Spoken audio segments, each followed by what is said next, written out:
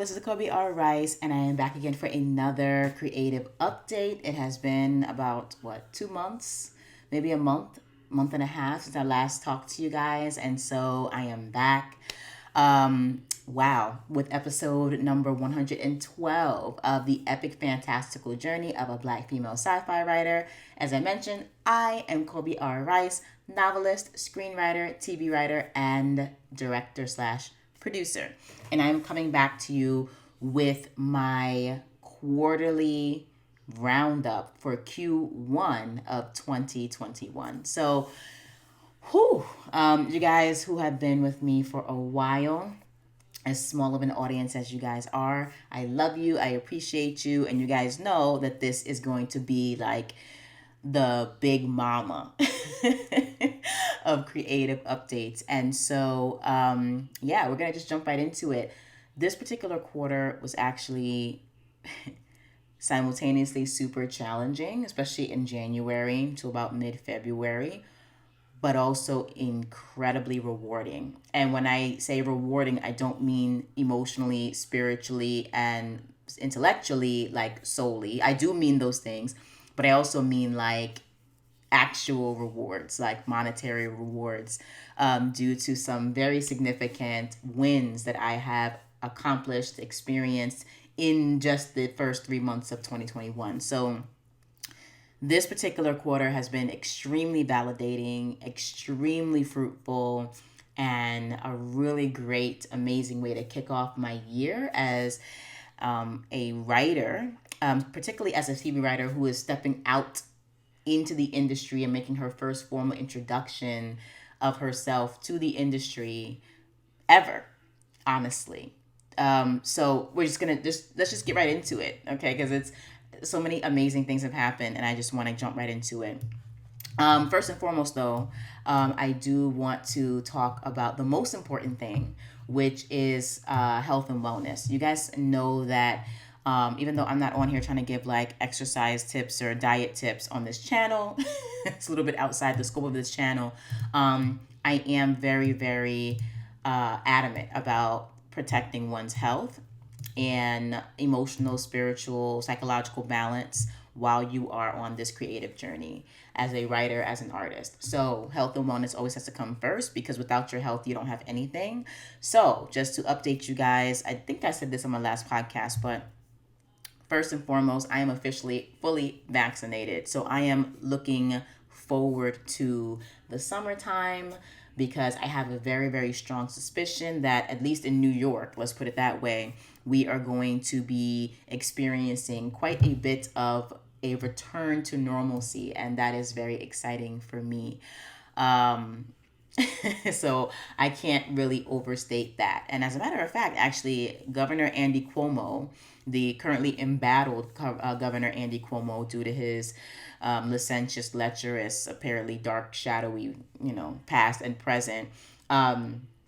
Despite all that, he is actually trying to instill a vaccination pass system called Excelsior Pass, for those of you who might not know or might not be tuned into New York news, wherein basically we are now or will be allowed to have events, but you will not be able to get into those events unless you can show and prove that you have been vaccinated. And you will be able to do this, I think, either through like giving your information where you can be looked up in a database, or you can use your phone, where you have like the pass on your phone. You swipe it just like you would swipe with buying groceries, or if you use Omni, if you're using our swipe system to get on the buses and stuff like that, and trains here, you're familiar with that. But you can just basically like have the pass on your phone, swipe it, and you get automatic entry into larger events like concerts and gatherings where the COVID-19 precautions are a little bit more lax because everybody there is vaccinated. I'm already seeing a lot of pushback from idiots, frankly, online. I'm trying not to be judgmental around the issue of vaccinations, but I do have to be very clear about my stance on it. And that is, I support science and I support vaccines. And I don't believe that the government cares enough about like my individual Monday life to be sticking trackers in me, etc. Like that's sort of like an overstatement of my importance to the American government. No shade. They don't care about us that much, y'all, if you haven't been able to tell. In any case, that's a whole political conversation. But going back to my original point, I've seen a lot of pushback from people who are really against, one, getting vaccinated, but also having events where they're only allowed in if they are vaccinated. And I don't really understand that, frankly, because I think it's everybody's individual right and choice as an American citizen, as an individual person with your own mind, to decide whether or not you want the vaccination. I support vaccinations, but if you don't want to get it, I'm not judging you generally. I'm cool with it. But I don't understand why the rest of the world has to be in lockdown simply because you're making your own individual choice. Also, we live in a free market and free economy, which people tend to support until these free enterprise businesses decide to freely engage in putting restrictions on whether or not you can come into their business and do business with them. Which is basically going to be the issue, right? Because most restaurants, probably most places that want to open up and get back to normal, are going to be using the Excelsior Pass to allow people to come back and relive life normally. And if you're not vaccinated, you're not going to be allowed in because you are potentially carrying a very deadly and dangerous virus into an environment of people who have been responsible enough to do everything that they can to prevent the virus from spreading. So this is a whole political side note that I did not mean to get into, but very interesting the ways in which like certain sectors of our population are against vaccinations, but then are also against people putting up their own boundaries, and against businesses putting up their own boundaries as to whether or not we have to deal with the unvaccinated populace, and we don't. Just like when you go to school, you are required to have a certain set of vaccinations in order to get into that public space. This is going to be the same issue. So there is precedent for this, and I hope that as many of you out there as humanly possible, if you feel comfortable, please get the vaccinations. If you don't, be prepared to be in quarantine for a lot longer than everybody else. And that's just really a public health issue. It's more so of a public health concern and public health guardianship, which is, what we pay our lawmakers to do. You know what I'm saying? If they weren't doing their jobs to make sure that we collectively on a federal and state level are healthy, like what are we paying them for? Anyway, let's move on, because that took about like 5 minutes of time that had nothing to do with my podcast, but I had to get on my soapbox because, again, health and wellness is so important. One other thing I want to put out there for all of you writers or like working people, actually most of us are working people, but for those of you who like work to the point where you can't really do meal planning or cooking your food, I have invested in Daily Harvest. And no, I'm not an affiliate. No, I'm not going to give you any sort of like affiliate link where I get a kickback. I'm just not really like, I love Daily Harvest, but I haven't monetized that channel in that way. But I do want to highly recommend them. I am having a really wonderful experience using Daily Harvest, which is basically a plant-based like pre-prepped meal kit delivery service, right? Where you can get smoothies, you can get snacks called like bites, which are really delicious.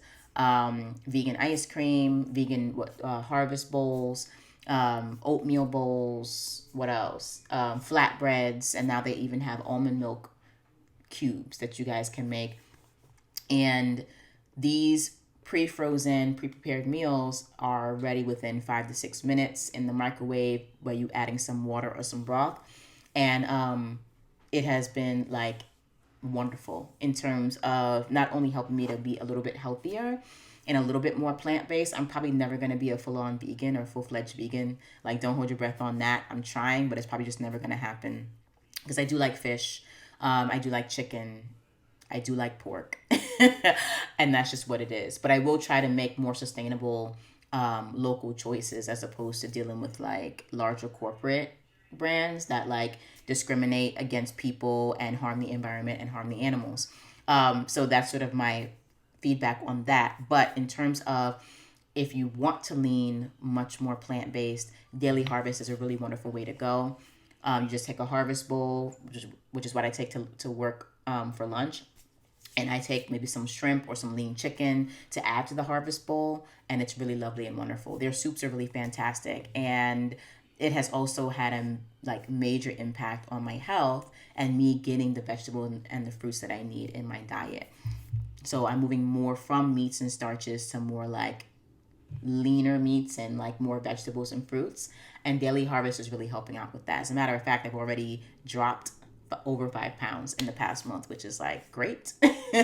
So I love it. And you guys know that I was like trying to get rid of my little, COVID extra love that I've gained over the past year. So for those of you who are busy artists or just busy people, I really do highly recommend investing in some kind of meal kit or meal planning service. I like Daily Harvest.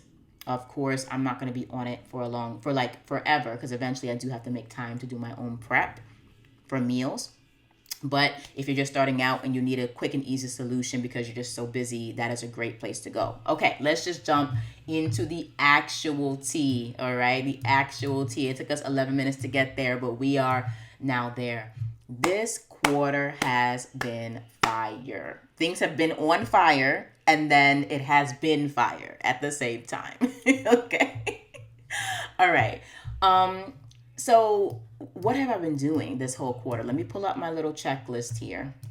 I'm just going to go by category. So in terms of writing, you guys know I've actually been on the writing train basically since Q4 of 2020. I mean, I've been on it all of 2020 because like I was in a pandemic. Well, we were all in a pandemic, but I was in quarantine, teaching from home, homeschooling my child, and I had way more time to write. So I was writing the whole 2020, but in terms of putting my writing into like a specific direction with a deadline and an actual product that I wanted done by the end of that deadline, that really kicked off in October of 2020.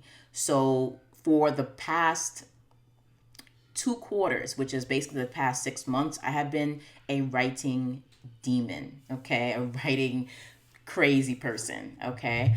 And it resulted for this particular quarter in me finishing a complete almost page 1 rewrite of When in Rome, which I'm really happy about. I think I mentioned that in my last podcast. I also finished a really solid, complete, polished draft of Ezekiel, which you guys know is a TV pilot that is based on my novel series, The Books of Ezekiel. I'm really happy with the pilot, but there is more work that I need to do. And actually, I sent that second pilot out, Ezekiel, to 2 of my closest dramaturg friends who are amazing and also whose like vision and perspective I trust.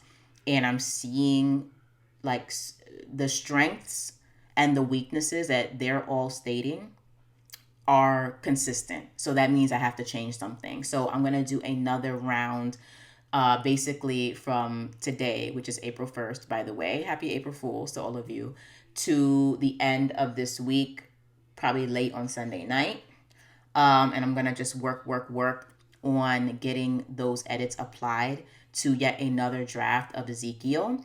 And then I think I'm pretty much going to be done with that. So I will have 2 really top of the line, super polished, like authentically mine pilots that I feel very comfortable sending out to agents and managers and doing queries on. Okay, we're going to get to queries in just a second because I am starting to get to the place where I feel like it's potentially time to query, but we'll get there. I also worked on the 3rd pilot that is going into my portfolio through Jen Grisanti's Storywise teleseminar and her TV writing course online.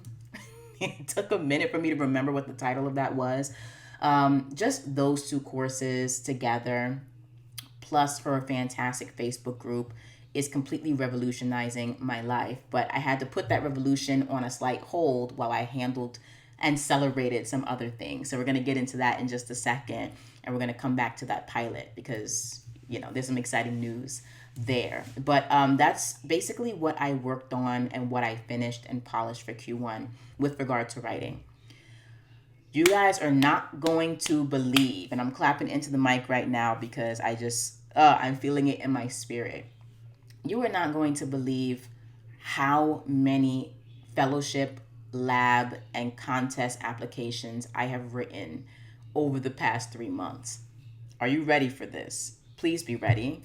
Your girl submitted over 40, yes, 40 applications to a variety of different opportunities in TV writing, um, and in screenwriting in general. And I was exhausted at the end of it. Uh, so some of the opportunities I submitted to included, I'm going to give you my little master list here. Let me move this over here. Okay, it included the Mentorship Matters Fellowship and Lab, which I'm waiting for feedback on, crossing my fingers. It also included the Circle of Confusion Writers Discovery Fellowship. It also included, what else? I'm looking at this list here, trying to get the labs out of the way first. I think those are the 3 labs that it also included 2 rounds of the Film Independent Episodic Lab. So I applied with When in Rome, then I applied with Ezekiel. And then it also included a whole long laundry list of opportunities and competitions that I submitted my work to. So that included 2 rounds of the Austin Film Festival, 2 rounds of WeScreenplay Diverse Voices Screenwriting Lab, the Humanitas New Voices Program, the Script Pipelines 2021 TV Writing Contest. I think I did 2 rounds for that, or I'm waiting for the second round. I think I did 2 rounds for that. The Launchpad TV Writing Competition, Tracking B, that contest, the Tracking B contest, the Screencraft Screenwriting Fellowship, the ISA Fast Track Fellowship, the Page International Screenwriting Competition, the True Story and Public Domain Screenwriting Contest by Screencraft. A lot of Screencraft up in here, y'all. Okay, a lot of Screencraft. What else? The Emerging Writers Genre Screenplay Competition, 2 rounds of that. The Sustainable Arts Foundation, which is a whole different kind of lab and fellowship opportunity. I applied to the Writers Bootcamp fellowships that they're having, it seems, every single month, which is great. So I applied to their African American Perspectives Fellowship. I also applied to the WriteMovies.com contest. And what else? Big one. I applied to the Warner Media / HBO Access Fellowship with both When in Rome and Ezekiel because they wanted 2 samples. So I gave them 2 samples. I also did the AMC 1 Hour Pilot Award, which was, I think, an attached award that was a part of the Austin Film Festival contest or something like that. Child. I also applied to the Screencraft Sci-Fi and Fantasy contest for both scripts. And I also applied to this major one. I mean, they're all major, but the Imagine times Skydance Grounded Elevated Sci-Fi. I wanted to apply to that for 2 rounds, but I wasn't able to because I didn't find out about it in time. It was so weird because I knew that Imagine and Skydance, or rather Imagine, was doing all these collabs with Skydance and Netflix. But every time I checked, it was never a category that like I specialized in, or it was solely for features. And then when I finally checked and it had a category that I specialized in, I had maybe the weekend to finish the application. So that was really stressful, but I was able to get 1 application in, so that's great. And yeah, so with that being said, over 40 different opportunities, and there are plenty on here that I don't even remember submitting to. I just submitted. And yeah, we'll see what happens. Like I said, the work that I'm producing now at this point in my writing career is more than likely the best work I'm able to produce at this moment with the current skills that I have. Although I feel like that is going to change over the next 3 months. I do believe that through my editing and getting feedback and reading more and writing more, I'm going to expand my skill set in the next 3 months once again and get to a different level. And so I'm going to keep applying. I still have a whole bunch of other different opportunities to apply to. But for Q1, your girl's at over 40. My goal for the year was 30 opportunities minimum. I have surpassed that only in the first 3 months of the year. So by the end of it, as you can imagine, writing every day, editing every day, reading my stuff every day, reaching out, getting feedback, applying to all of these different labs, because the contests are easy to apply to. You just have your sample and you submit it and you pay the fee.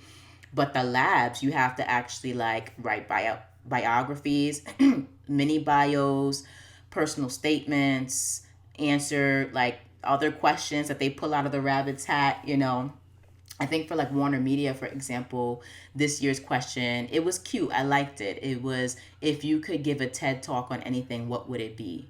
So I didn't describe the TED talk. I actually gave the TED talk in 500 words. And I was really proud of what I submitted.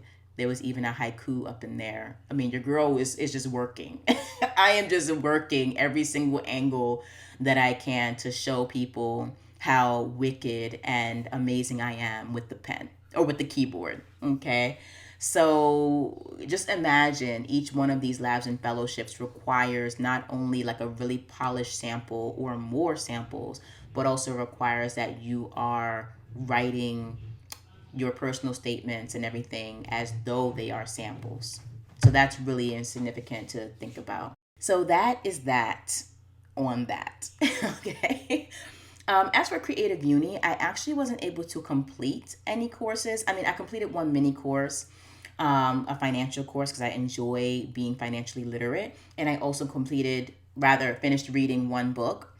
But for the most part, I've just been reading and writing my scripts and other scripts. So yeah, Creative Uni and book reading suffered a little bit this quarter, but not because I'm resting on my laurels, more because I'm producing as opposed to consuming.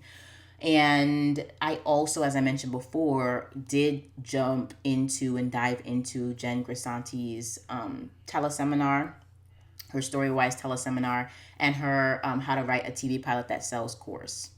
Amazing. I actually completed more than half of the How to Write a TV Pilot course, but I have to undergo now the in-depth case studies that she just, oh my gosh, completely blows out of the water and breaks down these pilot episodes, like it's nobody's business. So loving it. So I have to kind of get through those case studies in order to consider myself like finished with the course.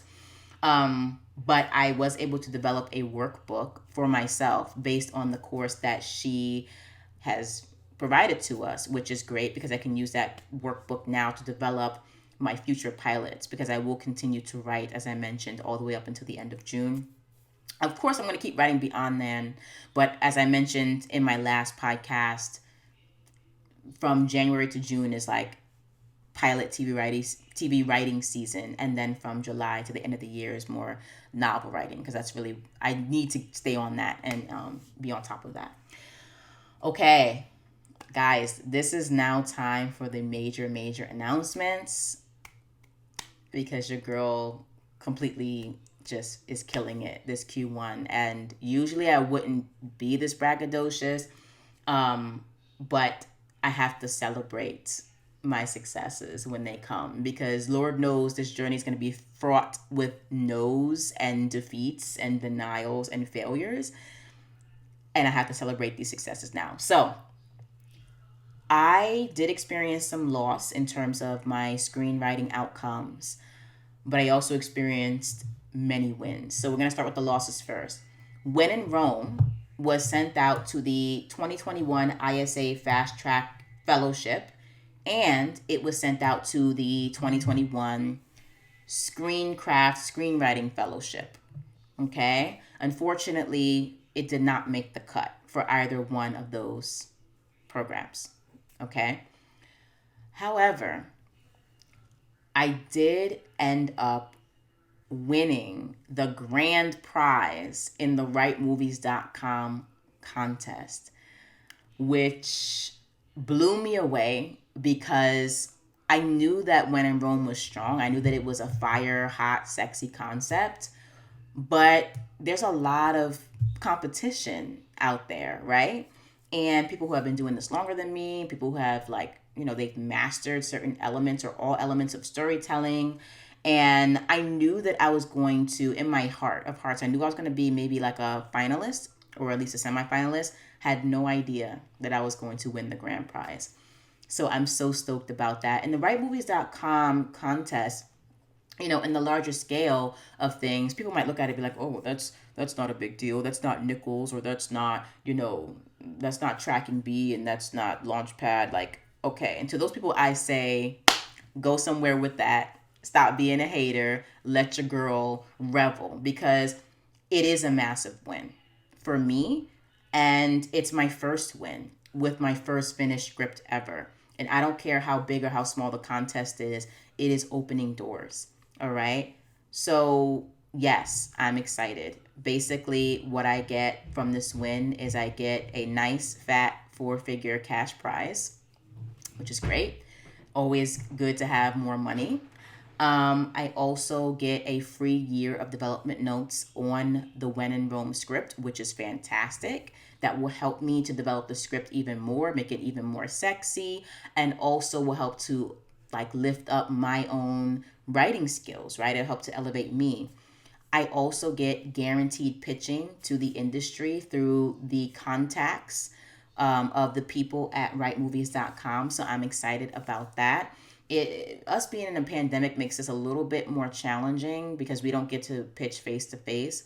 But they will be reaching out to their contacts via email, via phone, and stuff of that nature, so that they can pitch my concepts to those that they would feel are interested. And then I also would be able to have a lunch with a Hollywood exec once the COVID pandemic is over. So this was my first major win, my first time out of the gate, and I am amped. I almost fell out of my chair. I was so excited. Not second prize, not third prize, grand prize. And I'm so amped. It's such a wonderful way to start off a career path. Because most people don't start off with winning grand prizes. And I don't say that to pat myself on the back. That's just really what it is. So that gave me a lot of hope and a lot of positivity and a lot of, so it was a really wonderful boost after a very long 3 months of just working hard and doing my thing. As a follow-up to that, When in Rome was also ranked in the 91st percentile for the first round of the WeScreenplay Diverse Voices Contest. So this particular contest has not announced its quarterfinalists yet, but When in Rome is ranked extremely high, far above average, I would say, obviously being in the 91st percentile, which was also a really wonderful validation for me as a writer. And I do expect When in Rome to be advanced to the quarterfinals. That is my expectation, but you never know. You really never know. All right. So that's great news for When in Rome. It was rejected in 2 other contests, but it killed in 2 other contests, which is fantastic. I also applied to the African American Perspectives Fellowship at Writers Bootcamp. And basically that just requires you pitch your idea based on the theme that they are doing for the month. And so I pitched it during February, which was African American History Month. Yes. Okay. And the concept, I have to say, again, this is a pat on the back for me. This concept is fire. This concept is going to sell when I'm finally able to get the pilot done. And so I was very confident in when I pitched it. And I just barely missed the top 3 slots for a full scholarship at Writers Bootcamp.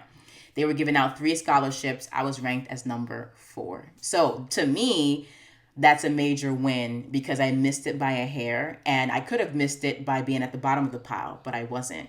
And I'm really excited because also in addition to being number 4, I won a $1,000 scholarship to Writers Bootcamp for their basic training, which is again going to help me to elevate my skills. So I'm super excited about that. Combining Jen Grisanti's training with the Writers Bootcamp training for the pilots that I'm working on now would be, oh, heaven. Okay. Mwah.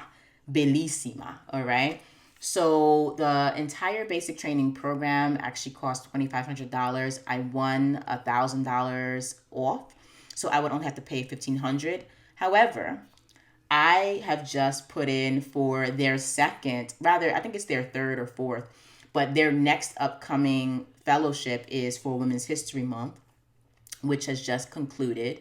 So I submitted yet another idea that I feel is pretty good for this particular fellowship. And I'm hoping that I actually am able to win, which would give me a free scholarship, that a fully paid scholarship to their Writers Bootcamp program. So we'll see. For now, though, I have $1,000 that can be put towards any bootcamp experience that I want. So that's really exciting. So that is my third win. Then another win, it's sort of like a semi, oh, no, it's not. It's not a semi win. But so Ezekiel, the pilot, was also submitted to the WeScreenplay Diverse Voices Screenwriting Contest.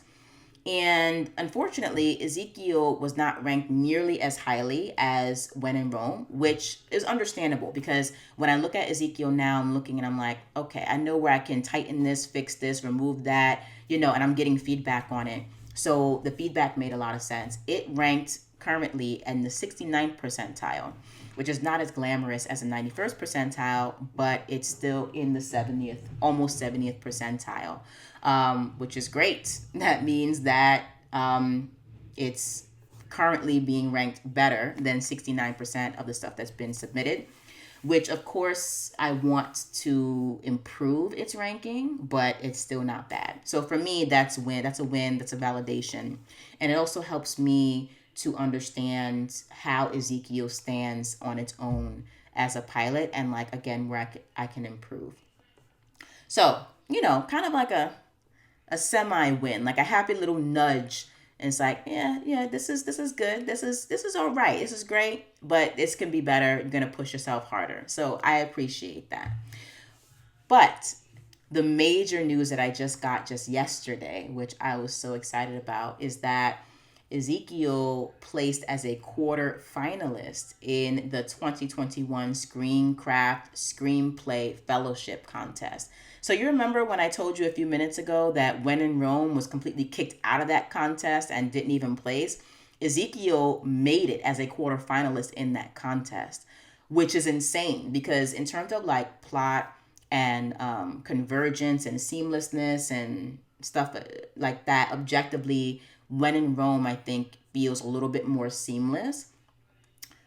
But Ezekiel is the better character piece, in my opinion. And I think that is what put it over the top in terms of getting it into the quarterfinalist list. So it's crazy how different contests will rank your script. Like a script that you think is fantastic and is doing fantastically generally might not make the cut for certain contests. And other scripts that maybe can use a little bit of improvement might completely resonate with someone who is reading your script in a bigger contest, right? So yeah, that's really exciting. Your girl made the quarterfinals in this Screencraft Screenplay Fellowship Contest. And now, because I submitted through Coverfly, I now have 4 days to update the Ezekiel pilot and to make the edits that I need to make before it's passed on to the next judge for the next round. So I'm super excited about that. I'm obviously going to be working today, Friday, Saturday, and Sunday to make all the edits I need to make and to make it look polished and sexy and take it to that next level. And then I'm going to resubmit and cross my fingers and hope that it makes the semifinals. So yeah, and then a wonderful experience that I had was actually at my job this month in terms of like my wins. I was selected amongst the staff members at the school that I work at to speak on a Women's History Month panel for like women who are like great and amazing and are doing great things. And my leadership team very graciously picked me out to have a discussion about what I do as a writer, as a novelist, as a screenwriter, and as a director, because that is my life outside of me also being an educator of theater at this school in Harlem. And that was a really lovely, wonderful surprise. And it was very fantastic being able to bring scholars into that artistic, professional, creative side of my life. And yeah, I guess people now know that I have a lot of irons in the fire and I have a lot going on, and that I am, for the most part, balancing everything pretty well and doing pretty well for myself. And I'm really proud of me. I am. And, this is all on top of, as you guys know, I'm a mom too. So, yeah, it's me doing a lot, me hustling and bustling and breaking my buns. And I'm seeing that all of my hard work is finally paying off and being fruitful. And I want to keep up that momentum. So those are my wins, y'all. I made the quarterfinals in the contest. I won the grand prize in the screenwriting contest. I won $1,000 scholarship in another contest. I ranked in the 91st percentile in another contest. I was selected to be on a panel. And I also made the 69th percentile in another contest. All of these wins, as I said before, I wouldn't say that this is unheard of per se, but it is pretty uncanny for a first time screenwriter. And it's not to say that I haven't, I sat down on day one not knowing anything about screenwriting, and then on day 30 I'm winning prizes. That's not the story here. That's not the case. But for this being my first time out into the industry and to be winning all of these things and to be ranking this highly is, for me personally, pretty impressive. And I think in terms of the typical story of screenwriters, is pretty impressive overall. But that's just my opinion. I'm pretty new to the industry, relatively new to the industry in this way. So we'll see. And I think now, potentially, probably by the end of April, early May, is the time for me to maybe start writing query letters for managers and things of that nature.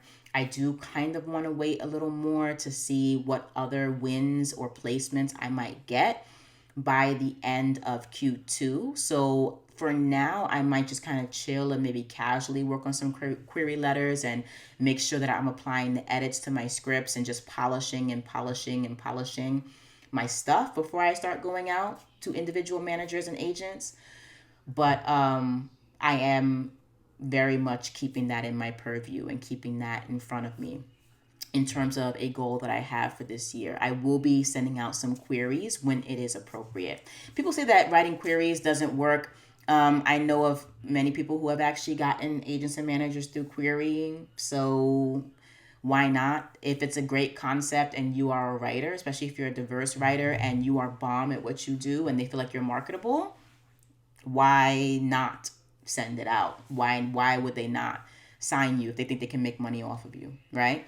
And the more I am able to win and show and prove my talent and my skill and my hard work through these contest placements, the more I have on my resume to pitch.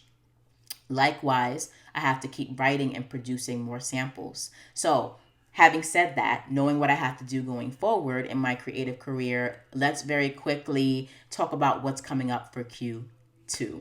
So, with all of this fantastic news and success behind me, what is the plan for Q2? Obviously, keep writing, keep grinding, keep hustling. All right. That's one. So, in terms of my writing, I plan to continue working on polishing up Ezekiel. That's going to take me to the end of this week before I kind of officially sort of move on and give Ezekiel the breathing space that it needs, which is going to be about maybe 3 months or so. I'm going to do that. For the month of April specifically, I am compelled to work on my spec script which is, if you guys don't know what spec scripts are, well, there's two definitions, but the definition I'm talking about is when you write a sample episode for an existing TV series for the purposes of putting it in your portfolio and for the purposes of showing showrunners and agents and managers what you can do with pre-existing worlds, right? So the script I am going to be working on, speccing for the month of April, is going to be The Mandalorian. Love that series so much. That is actually my dream staffing job right now. Okay, that is my dream job in terms of, if you were to ask me what show I want to write for, Mandalorian. It's sci-fi, it's lush, it's like amazing, it's action-packed, it's sexy, the action scenes are amazing, the CGI is incredible, the world building is amazing, the ways in which they design the monsters and the creatures and the different civilizations and the cultures is amazing. This is completely up my alley and in my wheelhouse as a sci-fi writer and world builder and culture and civilization builder of my own novels. Like, this is exactly where I need to be. It is exactly my voice, exactly my my theme, and exactly my genre. So that's what I want. And that's going to be, in my opinion, a really fantastic selling point, because there are certain parallels that I see between myself as a writer and my life experience and things that I'm seeing in The Mandalorian as well. So I am super amped about all of that. And I'm not saying that whatever I write in my applications is going to automatically like have somebody hire me for that show, but I do feel like I am the perfect fit for that show if they're looking for another writer. So I'm just putting that out there into the universe.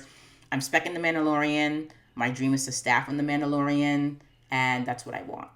Okay, that's just what I want.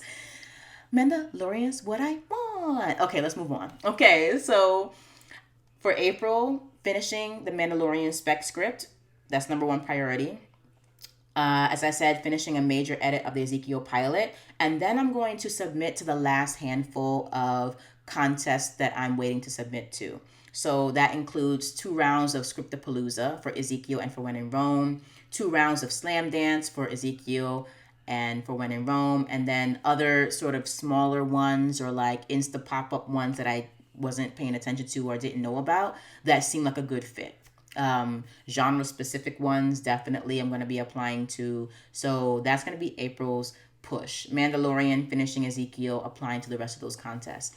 For May, if you guys are in the industry, you know that May is fellowship month, TV writing fellowship month. So I'm going to be applying to the CBS Writers Program. That's actually due on May 1st. So I have to get that done first and foremost.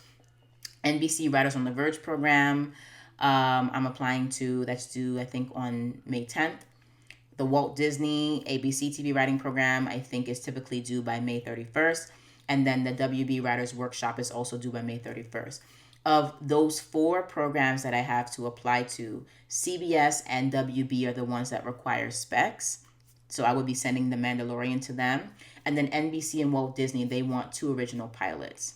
And so I'm already pretty much in like Flynn with that. I'm not saying I'm definitely going to get into those programs, but in terms of producing material, I have my portfolio ready for submission for NBC and Walt Disney.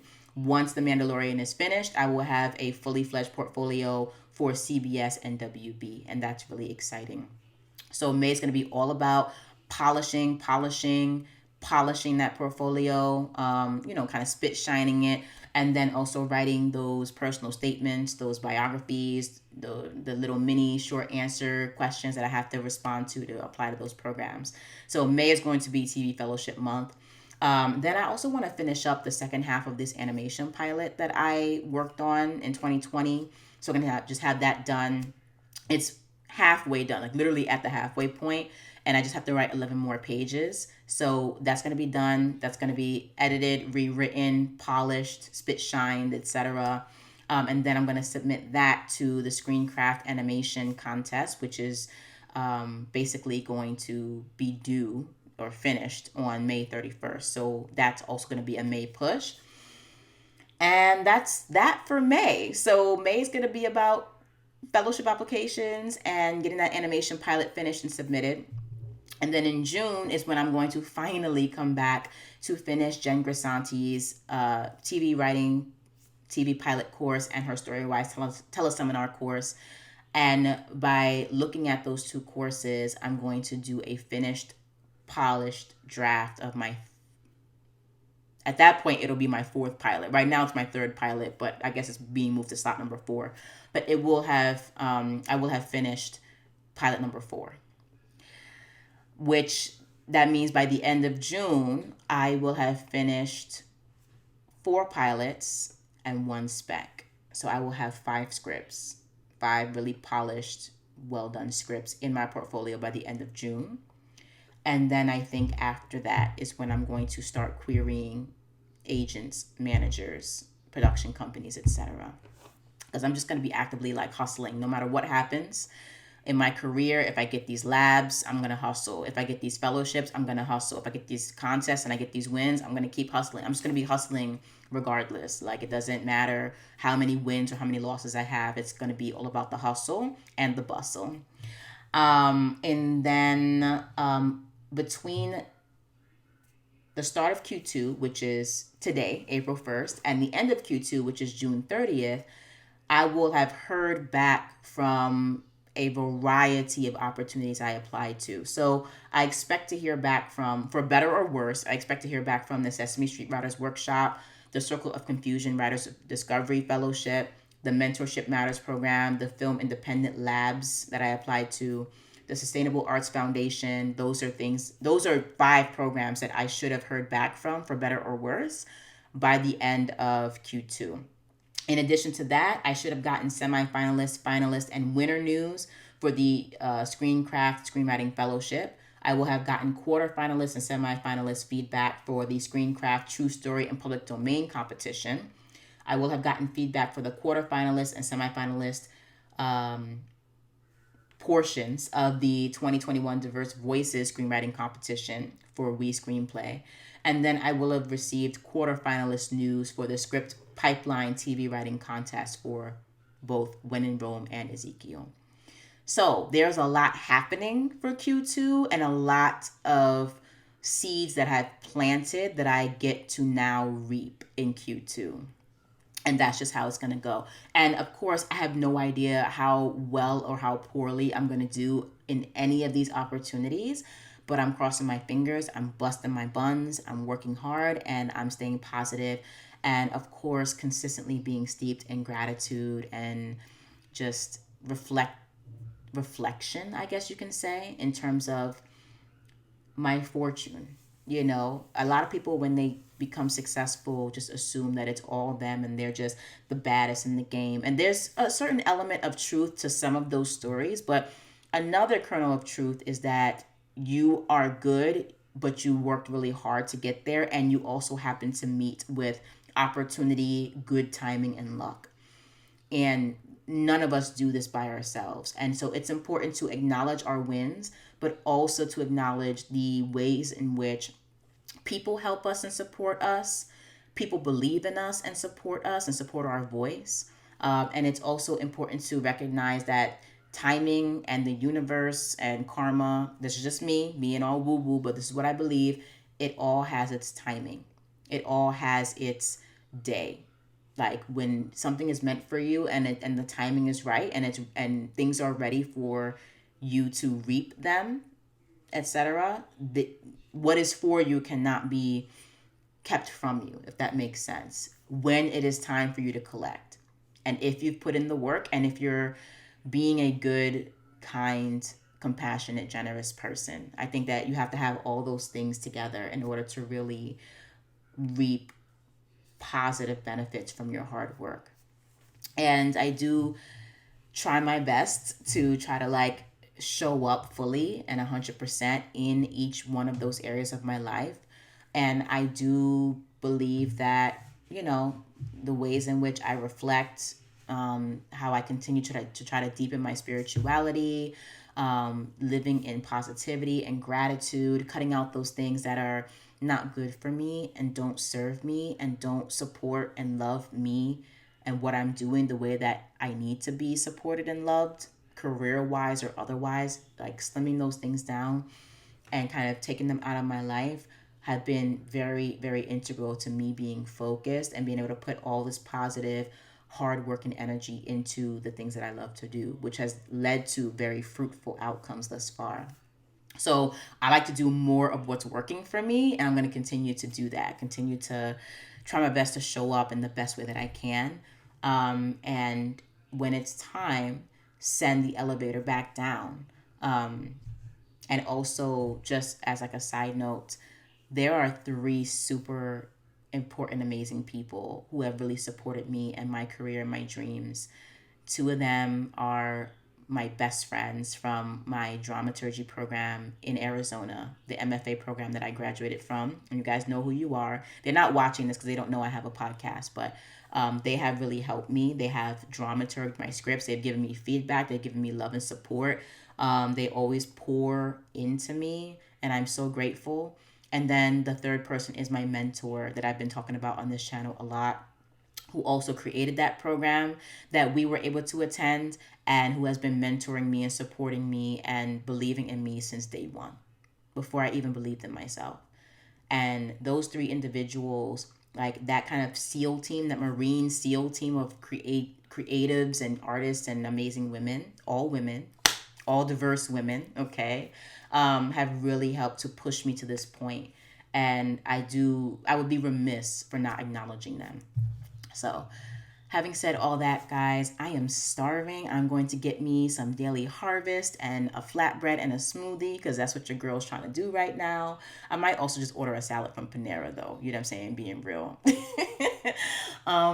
It's been such a pleasure sharing these wins with you guys, and I hope that to a certain degree, for those of you who are looking to break into TV writing and screenwriting or novel writing, like if you're following my path, or like following my journey and like watching it, I hope and pray that somewhere in this journey you feel resonance, or you feel a connection, or you feel some kind of hope. Because ultimately, that's what I want this podcast to be. I don't market it. I don't try to like do refined versions of the podcast. I don't even have really a good intro. I don't even have like an introduction or music. That might change in the future. But the whole purpose of this podcast is just to leave behind a breadcrumb trail, like for people who are looking for inspiration and tips and tricks and little nuggets that they might be able to use to get themselves to their own creative dreams. And I hope that that is something that you guys are getting out of this podcast. For me personally, I'm not going to live forever. And so this is going to be, for me, something that I leave behind. Just like in terms of telling my story and telling my journey, because nobody can tell it better than the person who's living it. And leaving behind some kind of like creative journal that people, and my daughter specifically, can look into if they're interested. So that is it. That is my epic, fantastical journey. And I'm going to keep going on it as long as I'm meant to walk it. And I hope that you guys stick around for the ride. So I'm out. I'm going to get my smoothie. Keep writing, guys. Okay. Keep it indie. Stay badass. Keep creating. And I'll talk to you guys next time. Mwah. Bye.